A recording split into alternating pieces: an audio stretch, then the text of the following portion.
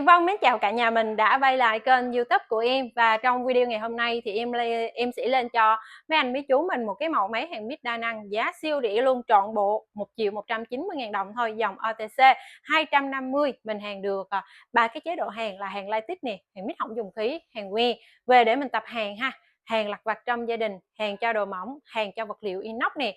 Thì phụ kiện máy nó sẽ có cho em là một bộ dây súng hàng mít dài gần 3 mét ha, một bộ dây kìm hàng kẹp mát nè, rồi cuộn hàng lõi thuốc này, 2 chụp 5 bếp, và em sẽ bỏ kèm theo quy hàng để về mình test máy nha. Rồi có cho mình đó là một búa trà sỉ nè, một mo hàng cầm tay. Thì nếu mà quý cô chú anh chị mình có nhu cầu mua hàng hay cần tư vấn gì gọi cho em, số điện thoại em sẽ để trên góc màn hình. Địa chỉ của em thì ở số 426 đường Tôn Ngọc Vân, phường Thành Xuân, quận 12, thành phố Hồ Chí Minh. Anh chú nào gần địa chỉ bên em thì mình có thể mình ghé tới trực tiếp để mình xem và mình thử máy á. Ok anh ý thì ủng hộ cho em nha. Và đây là mẫu máy hàng của em này, trọng lượng không nặng, tầm khoảng là 3 kg.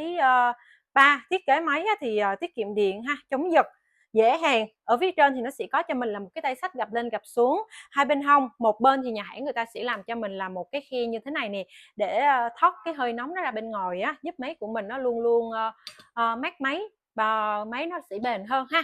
Còn cái mặt còn lại thì khi mà mình gỡ lên thì nó sẽ thiết kế cho mình là một cái khung nè, để mình gắn cái cuộn dây vào máy. Và khi mà mua lại Vân sẽ gắn luôn cái cuộn vào trong á, để về nhà mình thao tác cho nó nhanh.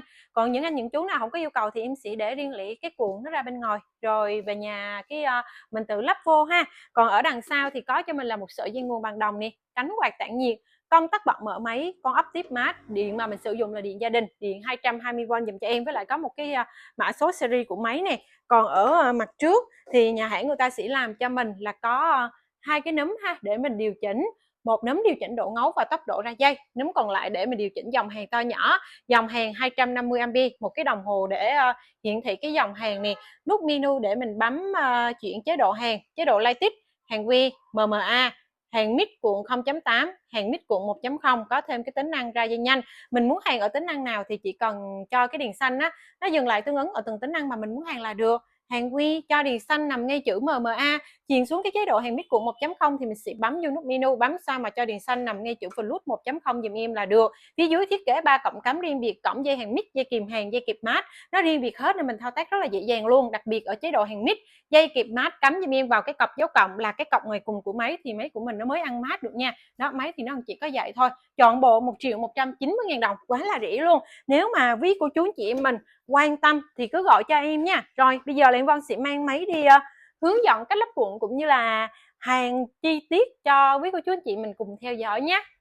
Em Vân sẽ hướng dẫn cho cả nhà mình cái cách lắp cuộn dây hàng lõi thuốc vào máy nha. Thì đầu tiên là mình sẽ ghim điện vào dùm em, rồi bật công tắc máy lên nè, thì máy nó chống giật rồi nên mình cứ việc yên tâm ha. Rồi mình gỡ cái nắp máy lên, thì ở đây nó sẽ có cho mình là một cái núm vặn nè. Thì bây giờ muốn gỡ nó ra thì mình sẽ nhấn vào, rồi xoay ngược chiều kim đồng hồ ha, thì tự động nó sẽ bung ra, rồi mình lấy hết ra dùm em.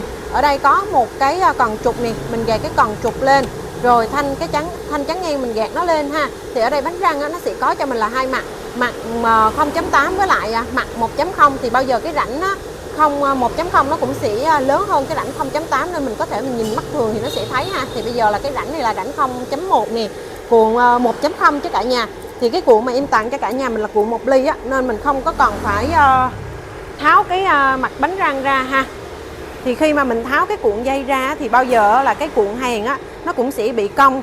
Mình bỏ hết cái phần tâm dùm em, và mình sẽ để cái chiều cuộn dây nó nằm ở phía dưới như em Vân cầm nha. Rồi bây giờ là mình sẽ gắn vô trong cái cần trục này. Rồi ở đây nó sẽ có lò xo ha, mình sẽ lấy tay mình luồn cái sợi dây lõi thuốc vô trong cái ống lò xo dùm em. Rồi ở đây có một cái ống lò xo nhỏ này, thì mình sẽ dùng tay ha, mình đẩy cho nó vô cái ống lò xo dùm em. Đó, rồi tiếp tục là mình dùng tay mình đẩy cho nó ra ngoài cái rắc hàng ha.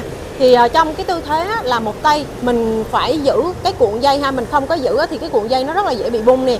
Rồi sau đó là cái thanh chắn ngang mình sẽ gạt nó xuống, rồi cái cần đẩy nè, đó mình sẽ đẩy nó lên nha. Rồi ở đây là mình siết vừa thôi, đừng có siết chặt quá thì dây của mình nó bị đè xuống nó sẽ ra nó khó khăn. Rồi ở đây là mình sẽ gắn lại những cái con ốc vặn dùm em. Đó, bây giờ mình gắn như thế nào thì mới nãy mình tháo ra như thế nào thì bây giờ mình gắn lại dùm em ha, gắn cho nó vô cái khớp dùm em là ok.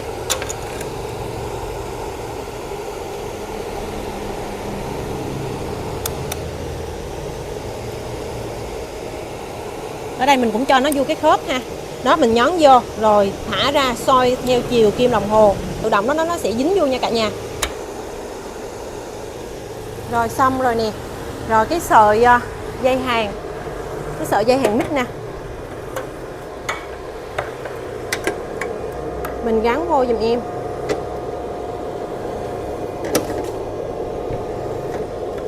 Rồi cái dây tín hiệu.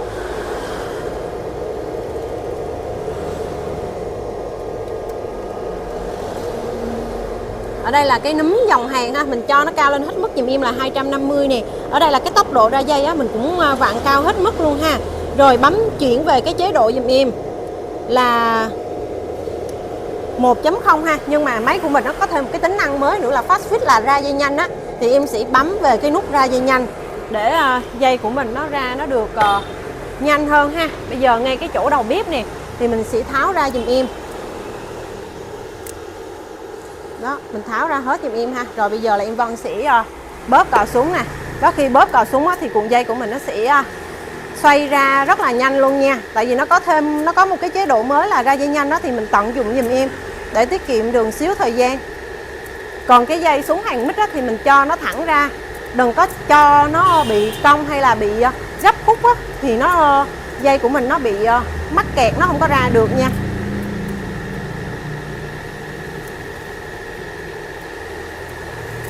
Đó, nó ra tầm khoảng 5-6 phân á, thì mình sẽ gắn lại giùm em cái bếp hàng. Rồi gắn lại giùm em cái chụp khí. Rồi xong rồi nè. Bây giờ là mình sẽ gắn cái dây kẹp mát. Thì dây kẹp mát á, cả nhà mình lưu ý là cắm giùm em vào cái cọc dấu cộng nha, là cái cọc ngoài cùng của máy nè.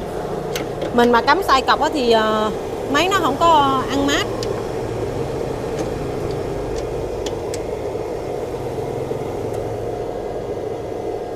Rồi xong rồi, bấm chuyển về lại chế độ hàng mid 1.0 giùm em. Thì đầu tiên là em sẽ test ở trên hai cái thanh sắt hợp mỏng này.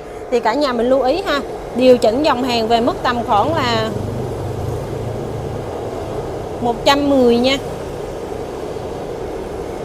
110 thôi. Còn cái này là cái núm mà tốc độ ra dây thì em hay nói mọi người á, là để về cái hướng mà 3 giờ chiều á là ok giùm em. Đó, hướng tầm khoảng là 1V nè, là cái thông số mà em cảm thấy là nó ok nhất. Cả nhà cứ làm như em là ok, khỏi phải suy nghĩ xấu gì hết á, cứ để về núm 1V là 3 giờ chiều giùm em là được nha. Rồi bây giờ là em sẽ test máy. Hiện tại cái dòng này đang sale rất là rẻ nè. Mấy anh mấy chú mình cần cái máy giá rẻ về để mình tập hàng, mình chế cháo những cái vật dụng trong gia đình này kia thì mình tham khảo dùm cho em nha. Bao giờ cả nhà mình lưu ý nha, mình hàng thì mình nhớ kẹp cái kẹp mát vô trong cái miếng sắt mà mình hàng á, để nó bắt mát nha. Nhiều anh nhiều chú cứ quên, không có nhớ kẹp mát, rồi hàng nó không có ăn mát á, rồi bảo là hàng không được.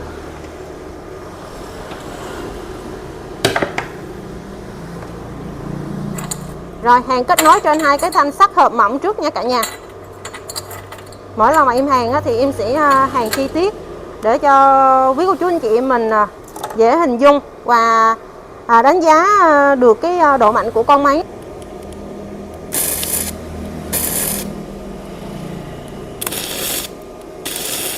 Rồi em sẽ bon hai cái đầu để cố định sắt lại nè. Rồi bây giờ em sẽ hàng bon nha cả nhà.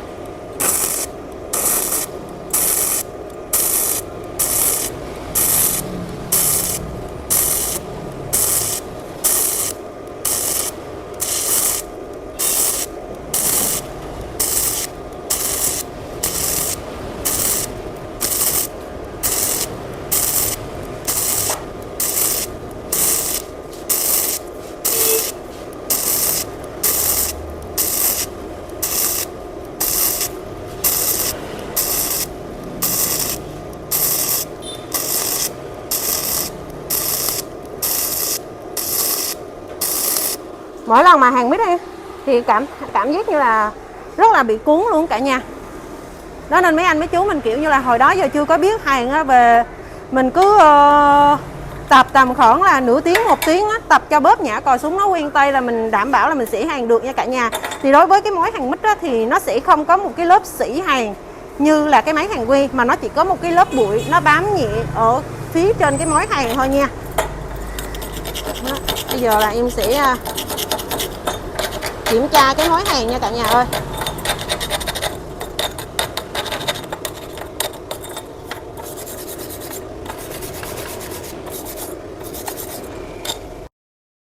Đây là cái mối hàng nha cả nhà. Đó, rất là trắng sáng luôn. Mối hàng mít vậy á thì còn gì bằng nữa ha. Đó, em con gái mà em đã hàng được như vậy rồi thì nói chung là mấy anh mấy chú mình á thì cũng có thể hàng được như em Von nha. Rồi, bây giờ để thử thách cái độ khó hơn á thì em sẽ hàng ở trên cái khe hở. Tại vì nhiều lúc á là mấy anh mấy chú mình khi mà cắt cái sắt ra nó bị hở. Đó thì mình không có biết là mình có hàng được hay không. Thì em cũng sẽ thử thách luôn nha. Đó, coi thử là có hàng được trên cái khe hở hay không. Thì trước tiên là em sẽ tạo cái khe hở trước đã, rồi sau đó mới hàng nha. Vẫn giữ nguyên cái dòng hàng dùm cho em là 110. Rồi cả nhà đợi em nha, để em tạo cái khe hở rồi em hàng nha.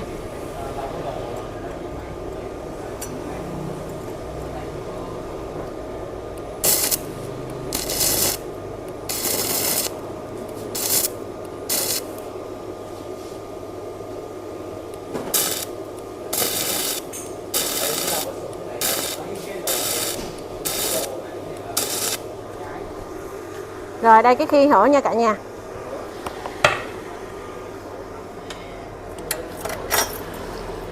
Đây, cái khe hở này cũng rất là rộng nha. Thì thử thách nè. Đó, đắp trên khe hở giùm em. Coi thử là ok hay không nha. Cùng em Vân hàng nha cả nhà.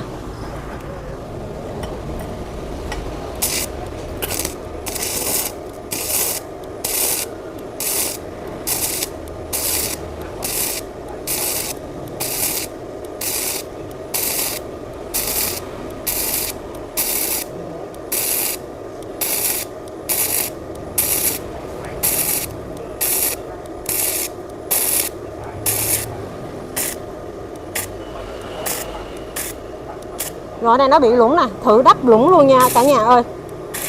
Coi thử ok không nha.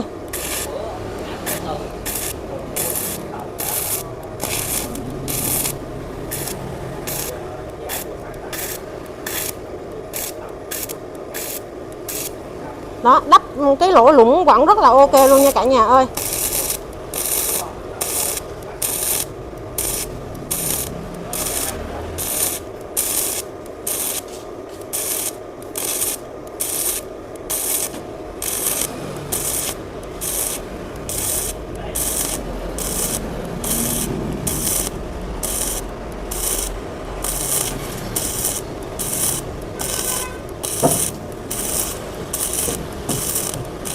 Rồi thử thách thành công nha cả nhà.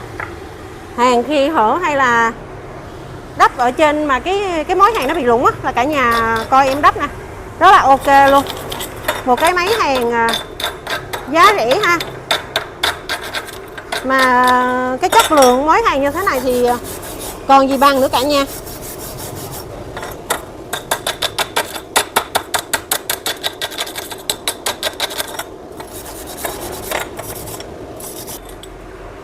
Đó, đây mối hàng ở trên cái khe hở nha cả nhà. Đó, trên cái khe hở nè, hàng đắp rất là ok luôn. Rồi bây giờ là em sẽ chuyển qua hàng ở trên cái sắt dày 7 ly nha. Dòng hàng thì mình sẽ vặn lên cao dùm em về mức tầm khoảng là 200 nha. Đó, để 200. Còn cái tốc độ ra dây với lại cái độ ngấu và vật liệu hàng á, thì em sẽ vẫn giữ nguyên về cái mức là 1V.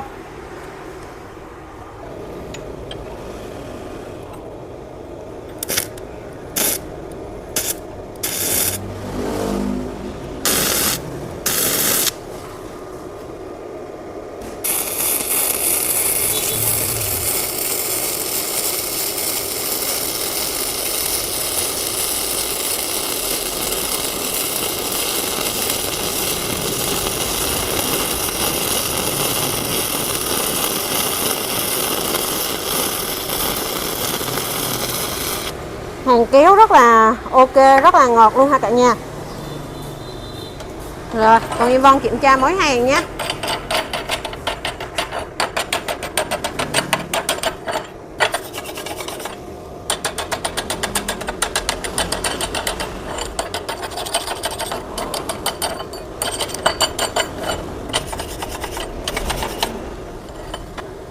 Đây, mối hàng ở trên set sắt dày 6 ly. Rất là đẹp và trắng sáng luôn nha cả nhà. Đó, mối hàng mít cực kỳ là đẹp luôn, không dùng khí mà nó vẫn rất là trắng sáng luôn. Đó, không khác gì có khí luôn cả nhà. Rồi, cuối cùng ở cái chế độ hàng mít á là em sẽ thử hàng trên cái vật liệu inox ha. Đây là một trong những cái mà vấn đề mà được cả nhà mình rất là quan tâm, là tại vì nhiều anh hỏi là không biết máy hàng mít là có hàng được trên vật liệu inox hay không, thì em sẽ có một cái thanh inox nè. Đó. Đây em sẽ thử cái kia gốc 500 nha. Đó, đây sắt thì nó sẽ dính nè. Đó, sắt thì nó dính nha. Còn ở đây là inox nha cả nhà, nó không dính nha. Rồi, thử thách hàng giùm em. Thì mình sẽ điều chỉnh dòng hàng về mức tầm khoảng là 110 giùm em nha. Thì hàng ở trên inox á, mình vẫn sử dụng cái cuộn hàng mà em tặng á, để mình hàng. Đó, hàng xong á, chịu khó là mình mài sơ lại cái mối hàng và phủ thêm một cái lớp sơn bóng nữa để hạn chế nó bị rỉ sét á, thì ok nha.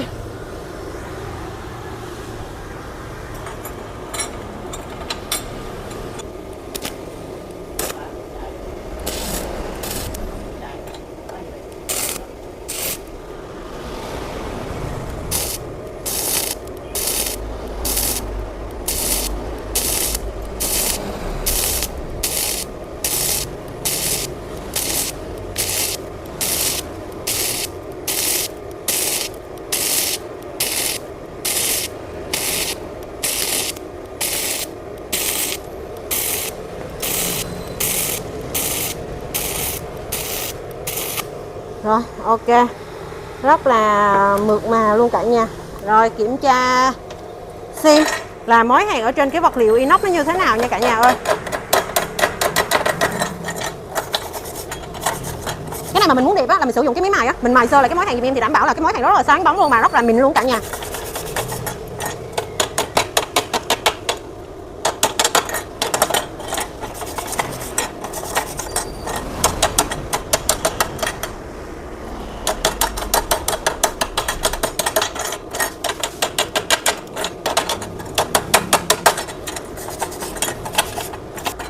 Đây, mối hàng trên cái miếng inox nha cả nhà ơi. Đó thì hàng nó sẽ hơi bị đen. Thì bữa nay em có nói ngay từ đầu đó, thì đẹp á, thì sử dụng cái máy mài sơ lại cái mối hàng giùm em là nó sẽ rất là ok, trắng sáng và phủ thêm một cái lớp sơn bóng nữa, rất là ok luôn. Cơ bản là nó vẫn dính và mối hàng chắc chắn giùm cho em nha. Rồi, cuối cùng thì em Von sẽ chuyển sang cái chế độ hàng nguyên. Thì bây giờ là mình không có cần phải tháo dây đổi cọc gì hết á, cứ cắm cái dây kìm hàng vô cái cọc còn lại giùm em. Và mình nhớ mình bấm nút chuyển chế độ là chuyển về cái chế độ MMA giùm em là hàng nguyên nha. Lưu ý MMA là hàng nguyên. Tại vì nhiều anh cứ nghĩ là cái chế độ là tờ IG là hàng nguyên, rồi mấy anh bấm chuyển vào cái chế độ tờ IG kiểu như là hàng không có được, hàng nó bị cứ bụp rồi bị dính. Rồi mấy anh bảo là cái máy hàng nó có vấn đề, là thực tế là nó không có phải có vấn đề đâu, mà mấy anh chuyển sai chế độ. Nhớ nha cả nhà ơi, MMA là hàng nguyên dùm cho em Von. Rồi bây giờ là em sẽ sử dụng cái đũa hàng 3 ly 2 nha. Đó, em có đủ nguyên hết, đây là 2 ly rưỡi, đây là 3 ly 2 nè. Bây giờ sử dụng cái đũa hàng 3 ly 2 để hàng ở trên cái sắt dày 7 ly này. Rồi mình sẽ vặn dòng hàng về mức tầm khoảng là 230 giùm em nha. Rồi 230.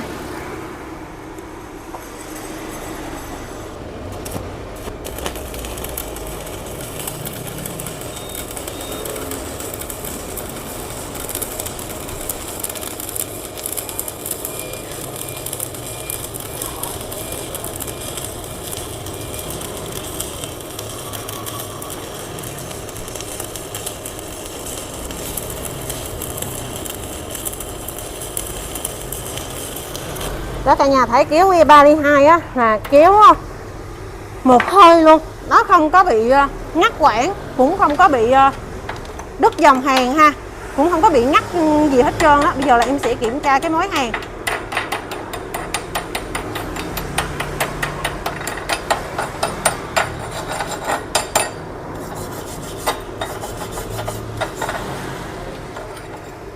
Đó, mối hàng nguyên 3 ly 2. Rất là ok, rất là trắng sáng luôn nha cả nhà. Một mấy hàng mà giá rẻ mà hàng ra chất lượng mối hàng như thế này thì còn gì bằng nữa cả nhà. Rồi thì Yvonne xin được kết thúc video tại đây nha.